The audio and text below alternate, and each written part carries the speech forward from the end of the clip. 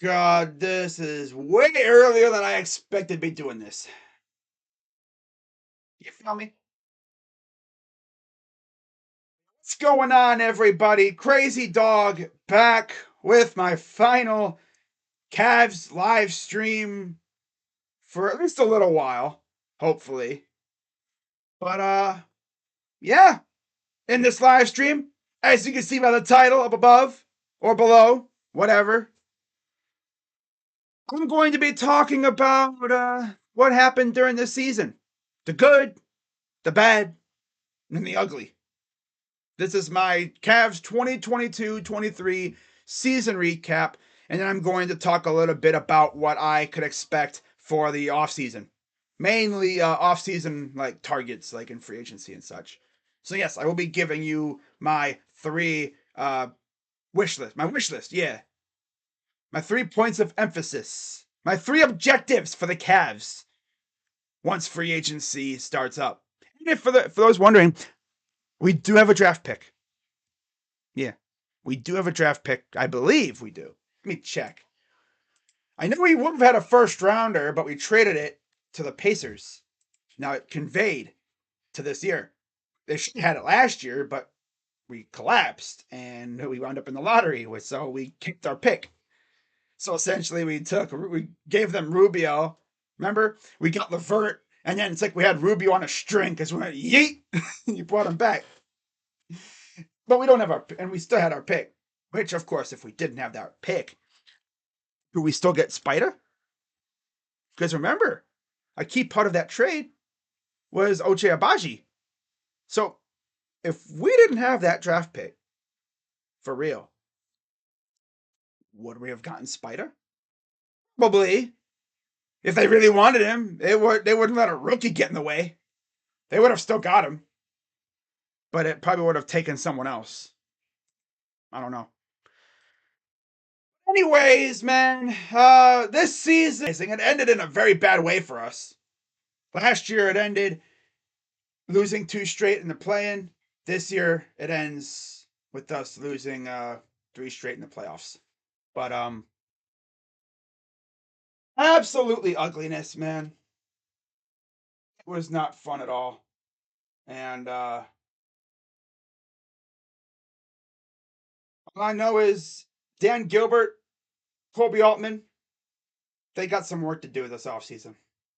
You should try Jared Allen. No. If you got pitched by Mitchell Robinson, bro. I mean, Mitchell ain't no scrub. Come on, man. You keep even trying. Weren't even trying. What are you choking like the Cavs? No, I'm choking like the Boston Bruins. Sorry, Bobby, if you're watching this. Oh, man, that's tough, though. At least we didn't go out the worst of any sports team. That's good. Milwaukee, I see you, Bucks. What the heck was that, huh? I thought we were the embarrassment. Look at you. And then the Boston Bruins said, hold my chowder. I mean, at least we weren't the biggest embarrassment of the playoffs, right? Thanks to the Bucks. And then the Bruins. And the Lightning.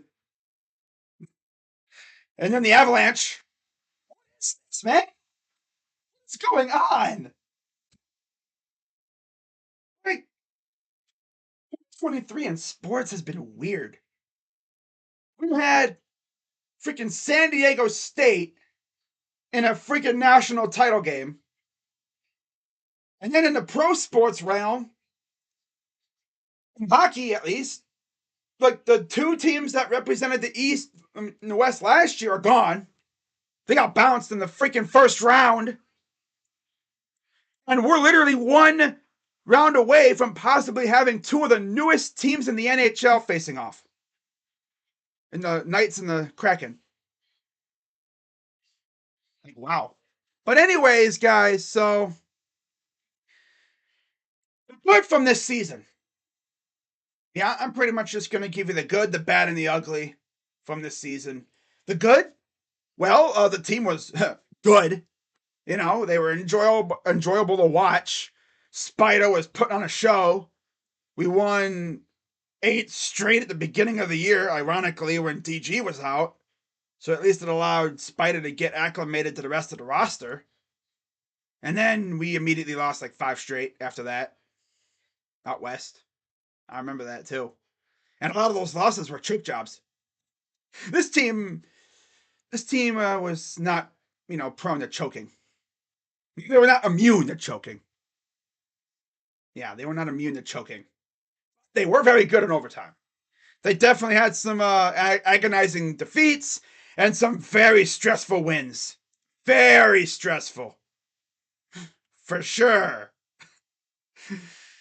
As far as the bad goes, well, the injury bug definitely did its number on us again, as it seems to always do. Can't avoid it. Just gotta hope it doesn't kick your ass as bad as it did before. And this year, it did get us a little bit. DG, Jared Allen, Mobley missed some games. Like it was all over the place. And then the ugly. The playoff performance by some of the guys. The bench. And JB's rotations. Especially in the playoffs. The dude did not even use Lamar Stevens. I would have used Lamar. If you needed a defensive spark, you bring out Lamar Stevens. That's what he's been known for all this time. And you don't even use him. Like, JB, did you forget that you haven't even had him on the roster? I mean, what are you doing, buddy? Like, he's literally been sitting on the bench just thinking, I might get my chance. And then, no, you only played him, 5 minutes? And he actually didn't do horribly. I loved how he wasn't playing at all until that one Celtics game where he came up clutch and essentially won us the game with his presence. Yeah. That's pretty much what he was struggling. They bring him in there. I think there's a foul trouble for somebody. Someone was in foul trouble. He came in, got a couple buckets or whatever. He was really good on defense and won us the game. Pretty much. Not on his own, but like he helped us win. Yeah. But probably one of my favorite memories from this season was watching Spider go for 71 while I was streaming Bengals Bills. Remember that? That's sad. That really is. Because of what happened. Damar Hamlin went unconscious, damn near. Luckily, he's doing better. He might actually play next year. We'll see. That was a whole ass scary situation. And I was watching the Cavs game. And it's funny because originally I was going to stream that Cavs game.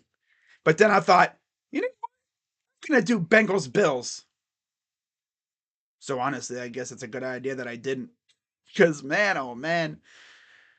He probably wouldn't have gotten 71 if I would have streamed it. It's still crazy though. Drop 71 on the Bulls. It's too bad he couldn't get one more point. Because that's how many wins that the Bulls had in 96, 97, whatever it was. The best season. He would have had a point for every win that they had that one year. Well, was that my least favorite memory was what we just watched. Definitely. Yep. And if you had to name a season MVP for this team, it's Spider. Yeah, it's Spider. Dude carried us several games. The funniest part though was when there was games where he didn't even play. Like we never and LeVert just walked in and just dropped 30 out of nowhere. It's so funny with that guy. There was games, mainly against the Pistons, where we had both our stars, Garland and Mitchell, not playing. And we still won. That's probably the funniest part about it. Yeah. It was definitely a fun season for sure. My MVP of the season would definitely be Spider. Yep. I still can't believe that, man. He had no internet when he was traded. That still kills me to this day. You know what I'm saying? I'm sitting here watching TV, checking my phone with my very limited service that we have out here. And I look on freaking Sports Center and I see Cavaliers acquire Donovan Mitchell. And I'm thinking, no way. So I run to Twitter, I go to look, and sure enough, we got Spider. Like, if I was able to stream, it's not that I didn't want to. I couldn't. I had no internet, no Wi Fi, because it was out, because I think a wire was busted up around here or something. Yeah, it was rough. I didn't have internet for like a whole week. Ugh. Yeah, flashback to the 1980s, right? Yeah, I went back in time for like a week. Forced to actually go outside and touch grass. Oh man, but that was certainly a fun time. You know, we got Spider, actually seeing him in the Cavs jersey for the first time. That was a moment. And you know what's funny too? I just realized this. All of the Jazz players, as far as I'm concerned, that were traded in the offseason, Spider, Rudy, Royce, all got bounced in the first round. Even their coach, Quinn Snyder, got bounced. Because, of course, he coached later on with the Atlanta Hawks. But, rough time.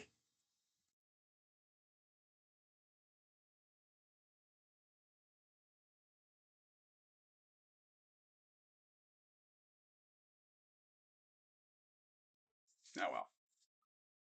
But that was a fun season, and hang on.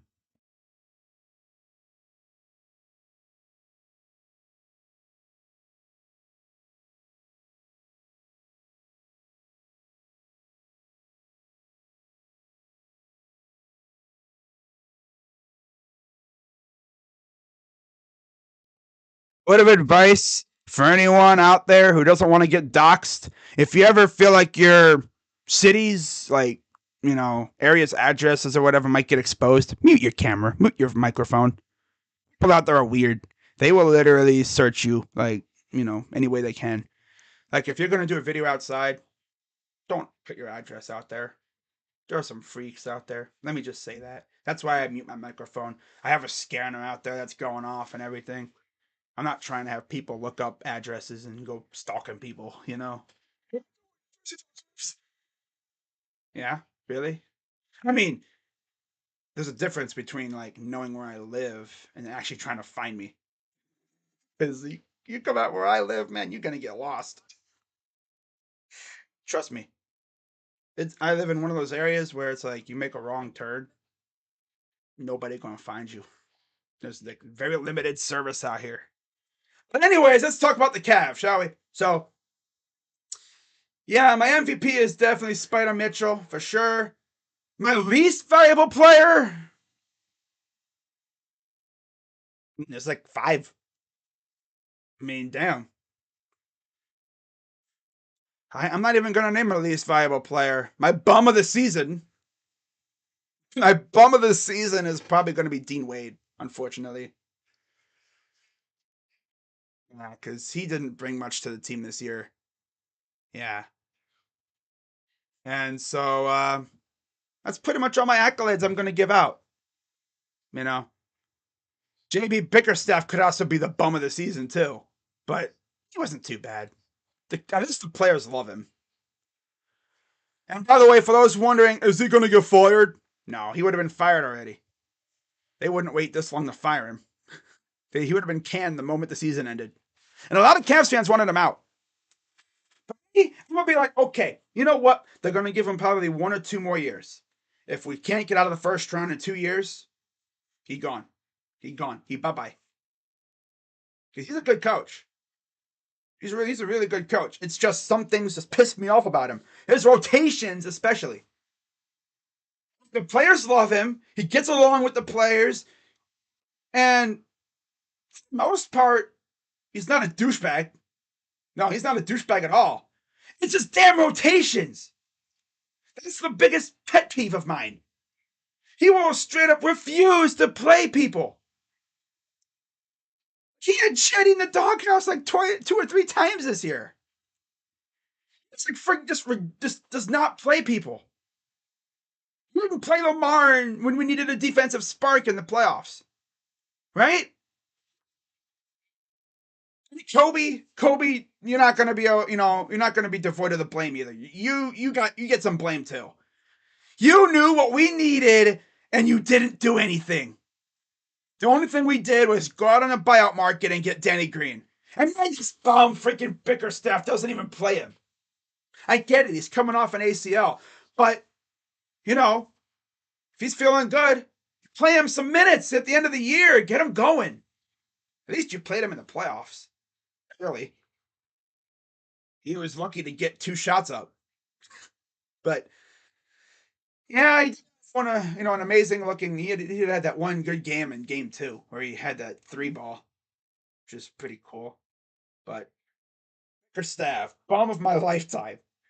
I will say this: I'd rather have Bickerstaff than Beeline any day of the week. Yeah, and twice on Sunday. Yep. Oh, as far as my Cavs off-season wish list. All right, let's get into that now, and then I'm going to head on out of here. All right, and I'm going to give my final thoughts too. Cavs off-season wish list. I think you guys already know who's going to be on this. My number 1 objective: 3-and-D wing. Ah. In fact, if I could, I'd make it this big because it's such a big need. 3-and-D wing. We've been chasing these damn things for years. A couple years now. Like, we've needed a 3-and-D wing for like 2 or 3 years. 2 years mainly. And we've neglected it. We've tried many combinations this year. Okoro, Levert, he was good and then bad. Wade, Stevens,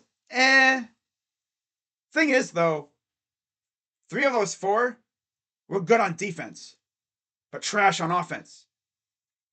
Levert was decent on defense and very inconsistent on offense. My God, the dude would drop 31 game, and then you'd be lucky to total 30 points for the next 5 games. He had that 41-point outburst against Boston. We didn't see that the rest of the year. I think it's because he just likes playing in Boston. And most likely we're going to extend Levert too, in case you're wondering. We're probably going to extend him. Yeah. So let me actually look up Spot Track too. We're going to go through that as well. But yeah, Keenum offseason wish list. Objective number 1, 3-and-D wing. Definitely. Objective number 2, backup center. Robin Lopez was not it at all. When we signed him, I thought, okay, cool. He's a solid number 3 center. Maybe he'll get some minutes every once in a while in a blowout. But we didn't sign a guy that could give Allen some rest, man. We essentially had to just use Allen. Allen and Mobley, some mixture of those two. One like that. That would have been cool. Dwight Howard, great side. Didn't have to be like an all-star. Just someone who could come in and, maybe get the ball up and it went in. He wasn't even looking at the basket either. He looked like, yee! And he was falling down and it went in. Best moment of his season. And then number 3, bench depth and shooting. Yeah. It got really annoying how we had to essentially pray for somebody from the bench to show up. It wasn't a guarantee. It's like, oh, don't worry, Levert's going to show up. Or Chetty. Or Lamar. Or Wade. You had to hope and pray that someone was going to show up off the bench. And then our starters wouldn't have to carry. We need to go out there in this offseason and just completely reboost the bench. The bench was miserable at times. And again, that's a Kobe failure on his end because he could have boosted the bench with some trades or whatever. And no,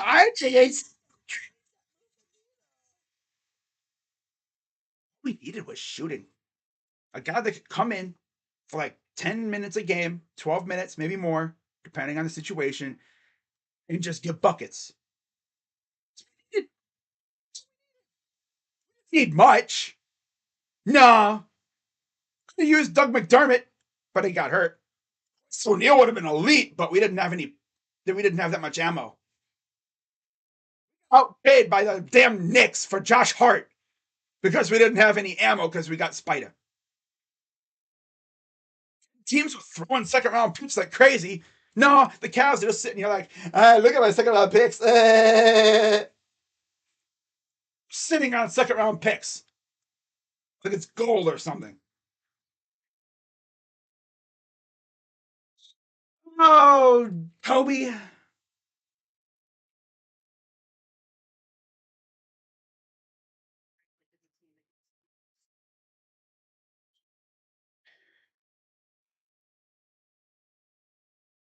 Been worse. You know, we could have been one of the teams that's fighting in the lottery right now. And we could have easily been Detroit or Houston. Detroit, they lost Cade Cunningham early in the year. Their season was over at that point. For those wondering, the Cavs do have a draft pick. Well, they did, but it goes to Indianapolis. Yeah. This is the first round. I think we have a second rounder. Let me see. Should we have a second rounder? We would have had a first, but we have a second. Yeah. So we have the 49th pick. And according to Tankathon, that pick is that would be Terrence Shannon Jr. And in terms of any other players that we could get at that spot too, Tankathon had guys like Baylor Shireman, Tristan Mitchell be funny. Emoni Bates, 6'9", small forward.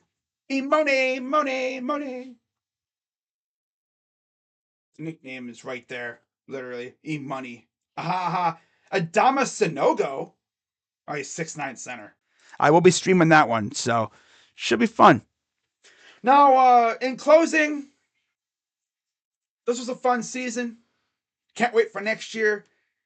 As far as my videos and stuff for the season, because the NBA offseason just isn't that long. It's only a couple months.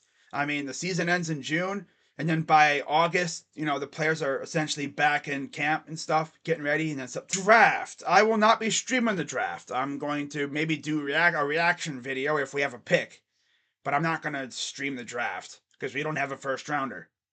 I only streamed the drafts those last couple of years because we were in the lottery. No reason to do it now, right? Now, again, NHL draft, different monster. I'm only going to be doing the first pick, or whatever pick we get, maybe. If we get the first overall pick, I'll do my reaction, but I don't know about anything other than that. Unless Connor Bedard falls from number 1 somehow, which I don't think he will. Whoever gets number 1 is getting Bedard. They're not going to do what they did last year and freaking pick the guy that nobody thought was going to go there. That'd be hilarious, though. But yeah, if the Cavs do sign some free agents, like good ones, notable ones, I'll make videos on those. But other than that, I'm not going to have a whole lot coming from this channel for a while because I'll be doing playoff basketball. By the way, tonight I'll be live for Celtics and Sixers. Should be a good one. And if you're wondering, am I going to do any double headers? Probably not. I'm going to alternate because the most games you'll have on a daily basis is 2. Because there's only, 4 games left? 2 on each side? Eastern Conference semifinals? So, yeah, switching them up. Like, next time we have doubleheader is, what is it, Knicks, Heat, and then Nuggets and Suns. So, I'll probably do Nuggets Suns game 2. Most likely.